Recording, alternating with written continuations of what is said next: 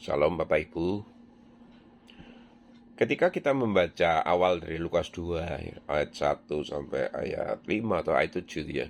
Kita membaca sebuah ayat yang sepertinya tidak ada hubungannya ya. Yang ada frasa Kireniusnya itu. Wali negeri Syria kalau nggak salah itu ya.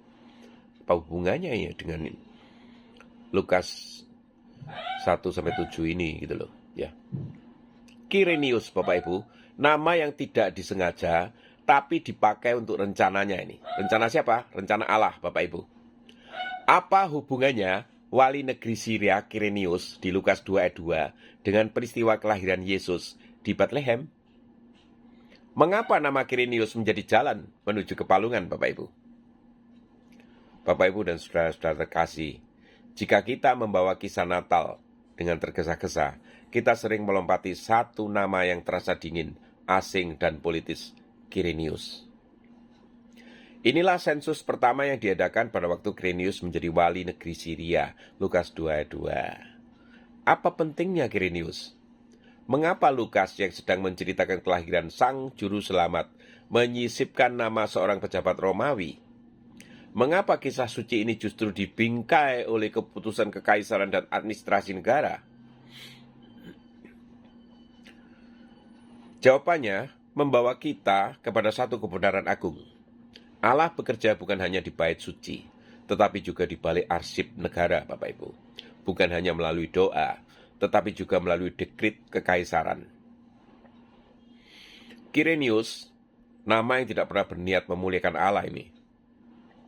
Kirenius itu bukan nabi, ia bukan imam, ia bukan orang saleh ya Bapak Ibu ya. Ia adalah wali negeri Syria, perpanjangan tangan Roma, simbol kekuasaan, pajak dan penindasan Bapak Ibu.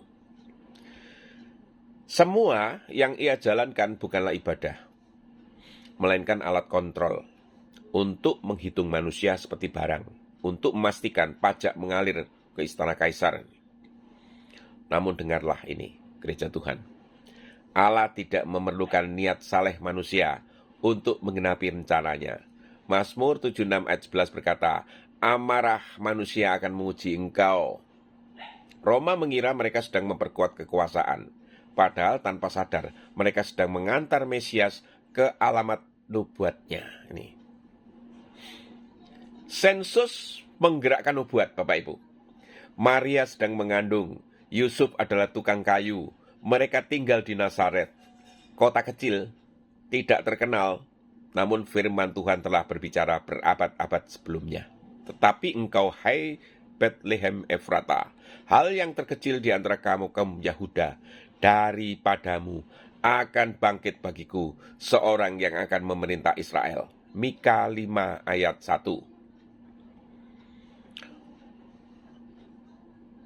Masalahnya itu sederhana Bapak Ibu, tetapi menentukan. Bagaimana seorang bayi Nazaret lahir di Bethlehem? Jawabannya bukan mimpi baru, Bapak Ibu. Bukan malaikat tambahan, melainkan sebuah sensus. Kirenius tidak mengenal Mika. Kaisar tidak membaca nubuat. Namun Allah menggerakkan sejarah seperti seorang dirigen menggerakkan orkestra. Dekrit Roma itu menjadi kendaraan nubuat Allah ini. Terbukti Bapak Ibu, Allah yang berdaulat atas sejarah dan kekuasaan. Lukas sengaja menulis dengan sangat historis ya. Kaisar Augustus, Kirenius, sensus, waktu, dan tempat yang nyata ya. Mengapa? Karena iman Kristen bukan mitos. Ia lahir di tengah sejarah, di bawah pemerintahan dunia, di bawah bayang-bayang kekuasaan manusia. Amsal 21 ayat 1 berkata, hati raja seperti batang air di tangan Tuhan. Kirenius mengira ia sedang mencatat angka. Allah sedang menulis nama juru selamat di dalam sejarah manusia, Bapak Ibu. Gereja Tuhan dengarlah. Ketika dunia tampak dikendalikan oleh politik, ekonomi, dan kekuasaan, Allah tetap duduk di atas tatanya. Tidak ada rezim yang lebih berdaulat daripada Allah.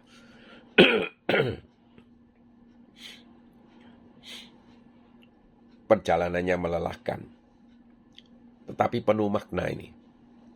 Bayangkan Maria yang hamil tua itu berjalan jauh, Bapak Ibu, di bawah tekanan, tanpa jaminan kenyamanan, ya. Semua itu karena satu kebijaksanaan yang tidak manusiawi. Namun justru di jalan yang melelahkan itu, Allah sedang menuntun langkah mereka ke pusat kehendaknya. Seringkali kita bertanya, mengapa Tuhan mengizinkan perjalanan hidup yang berat? Mengapa keputusan orang lain menyeret aku ke situasi yang sulit? Jawabannya mungkin sama seperti Maria dan Yusuf. Karena di ujung perjalanan itu, Allah sedang menyiapkan kelahiran sesuatu yang kekal. Yesaya 55 ayat 8 berkata, rancanganku bukanlah rancanganmu. Ini ironi agungnya Bapak Ibu. Terjadi peristiwa kaisar versus bayi. Kaisar Agustus disebut juru selamat dunia oleh propaganda Roma.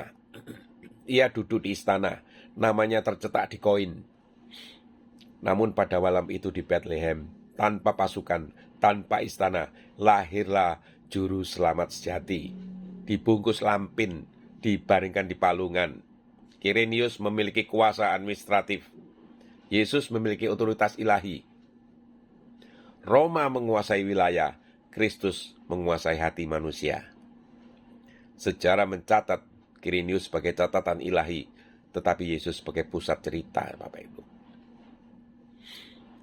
Dan pesan profetisnya bagi gereja hari-hari ini ya. Lukas 2 ayat 2 itu mengajarkan kita satu kebenaran yang sangat relevan, Bapak Ibu. Allah tidak pernah kehilangan kendali, bahkan ketika dunia tampak kacau, Bapak Ibu.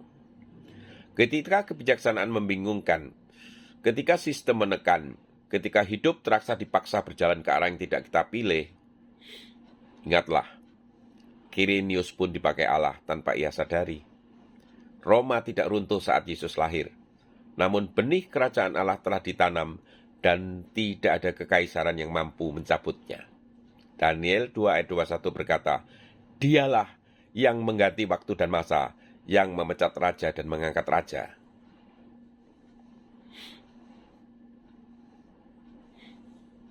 Kirenius, nama yang tidak disengaja, tapi menggenapi sebuah rencana yang kekal. Kirenius tidak pernah menyembah Yesus, namun namanya tercatat di dalam Injil, bukan karena kebesarannya, melainkan karena ia berlari di persimpangan kehendak Allah. Dan hari ini kita diingatkan, mungkin kita tidak memilih situasi hidup kita, tetapi kita bisa percaya kepada Allah yang sanggup menenun semuanya menjadi jalan keselamatan. Jika Allah sanggup memakai sensus Romawi untuk menggenapi kelahiran juru selamat, ia juga sanggup memakai hidup kita untuk kemuliaannya. Amin, Bapak Ibu.